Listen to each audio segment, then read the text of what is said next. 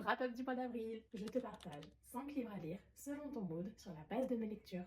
En premier et dans une ambiance Dark Academia, nous avons The Market Society de Aurore Payel, sorti cette année aux éditions Hugo Roman. Il s'agit d'une Dark Academia assez classique mais efficace, qui se lit vraiment tout seul. Je lui ai mis 4 étoiles, j'ai vraiment passé un très bon moment et en plus c'est un one shot, donc même pas besoin d'attendre le tome 2. Dans le même mood, nous avons Nightshade de Autumn Woods. Pour celui-ci, je ne m'attendais pas à grand chose, mais c'est celui qui m'a le plus marqué. Ambiance Dark Academia incroyable, des personnages hyper attachants et une fin que je n'avais pas vu venir. Pour moi, c'est un 5 étoiles, je n'attends que la suite et j'ai vraiment hâte d'avoir la date de sortie du tome 2. Si vous êtes en revanche plutôt dans un mood de romantasy, je vous conseille When the Moon Hatched de Sarah A. Parker, sorti aux éditions Olympe. C'est quand même un petit pavé. Le début est assez dense avec beaucoup de world building, mais pour moi, il vaut carrément le coup. L'histoire est vraiment sympa, les personnages hyper bien travaillés, hyper intéressants, le world building est hyper complet et la fin est hyper marquante. Pareil, j'ai hâte d'avoir la date de sortie du tome 2 en français. Dans un mode complètement différent, mais encore aux éditions Hugo Roman, Our Vicious Lies de Lila Mars. Cette fois-ci, on est dans un romantic suspense. Si tu es dans la vibe d'avoir une romance mêlée à une enquête avec des personnages hyper attachants, pour moi, c'est une pépite et en plus, c'est un one-shot.